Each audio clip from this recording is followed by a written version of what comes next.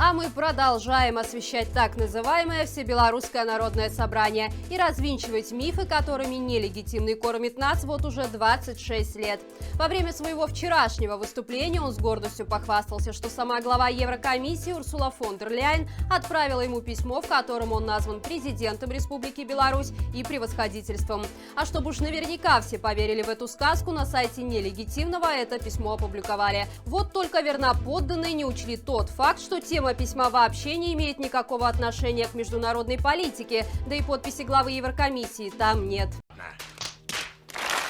Послание было сделано Всемирной организацией здравоохранения и связано оно с инициативой по ускорению доступа к средствам борьбы с пандемией. Пресс-секретарь Европейской дипломатической службы данную информацию тоже не подтвердил. По его словам, последнее письмо, которое Урсула фон дер Ляйен отправляла Лукашенко, датировано 9 июня прошлого года и касалось переноса саммита Восточного партнерства в связи с эпидемиологической ситуацией в мире. Но Лукашенко, похоже, так заврался, что уже сам начал верить в собственное вранье.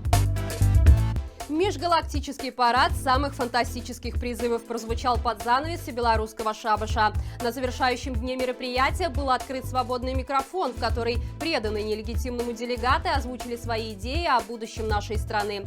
Спойлер, с такими управленцами оно будет весьма печальным. Так, лидер партии ЛДПБ, по совместительству бывший начальник Фрунзенского РОВД Сергей Гадукевич, предложил ввести уголовное наказание за призывы к санкциям. А вот одиозный политолог Александр Шпаковский высказался о необходимости запретить иностранное финансирование политических партий, забыв при этом одну маленькую деталь – оно уже запрещено Конституцией нашей страны. Известный перебежчик Юрий Воскресенский поблагодарил Лукашенко за теплую встречу на Американке, а также предложил назвать одну из площадей Минска в честь России. Решил отличиться и непубличный начальник столичного аэроклуба. Делегат предложил дать нелегитимному ни много ни мало звание Героя Беларуси. А вот сам герой объявил о том, что в настоящее время по его приказу вырезают одну торговую компанию. Дескать, нечего торговать египетской картошкой и польскими яблоками, только все родное. Не забыл Лукашенко, вспомните о страшных американцах, которые через iPhone отслеживают, где находятся белорусы. Мол, умные люди давно уже ищут кнопочные телефоны. В общем, Беларусь – страна будущего. Глава КГБ Иван Тертель уверен, что пик протестной активности в Беларуси уже пройден. Однако есть небольшая проблема. Некие беглецы-авантюристы и предатели из Варшавы и Вильнюса готовят теракты в стране. Дескать, группы Автуховича и Линевича, которые уже задержаны по обвинениям в подготовке терактов, были не единственными. Такую информацию главный чекист получил из неких анонимных источников, и по его мнению это говорит о том, что расслабляться еще рано.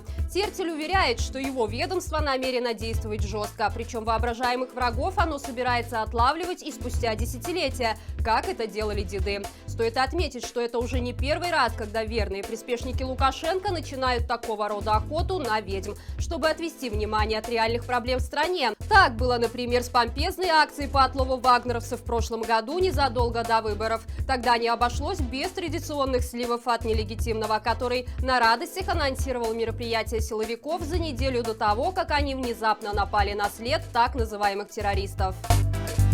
В Комитете госбезопасности начались чистки неугодных сотрудников. Об этом стало известно инициативе «Байпол». Увольняют тех, кто летом, период сбора подписей за выдвижение кандидатов в президенты, поставил подпись не за Лукашенко. Чистки коснулись также и пенсионеров, заподозренных в нелояльности к режиму нелегитимного.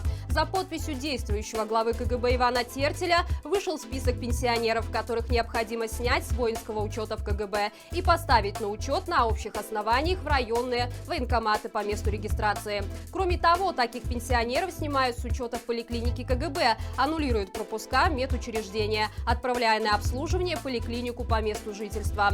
Среди лишенных привилегий оказались даже экс-глава КГБ Владимир Мацкевич и экс-глава службы охраны президента Юрий Бородич. Напомним, ранее Байпол сообщал, что за альтернативных кандидатов свою подпись оставили как минимум 700 сотрудников Центрального аппарата Следственного комитета и МВД.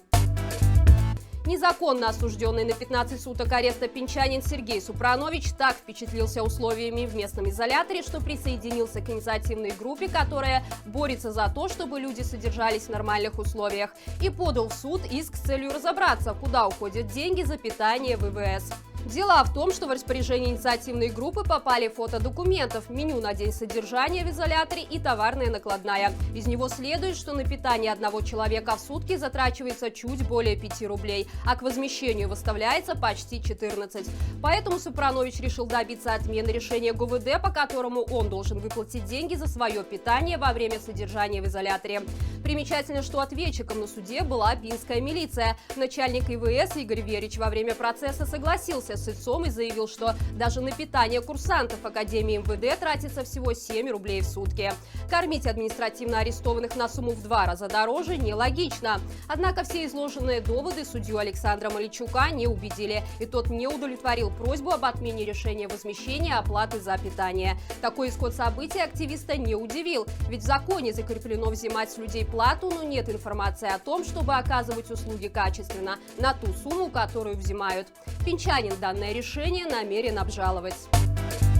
Вслед за переносом проведения чемпионата мира по хоккею в Латвию, а также отменой турнира по современному пятиборью, Беларусь может лишиться соревнований по биатлону. Международный союз биатлонистов уже присвоил им статус неутвержденного. Связано это с политической ситуацией в нашей стране. Окончательное решение будет принято не позднее сентября нынешнего года. Несмотря на временное замораживание мероприятия, спортсмены не пострадают, так как исполком выделит национальным федерациям дополнительное финансирование в размере 2 миллионов евро. Этап Кубка мира по биатлону в комплексе Раубичи был запланирован на март 2022 года. И это все на сегодня. Приятных всем выходных и до встречи в понедельник. Живе Беларусь!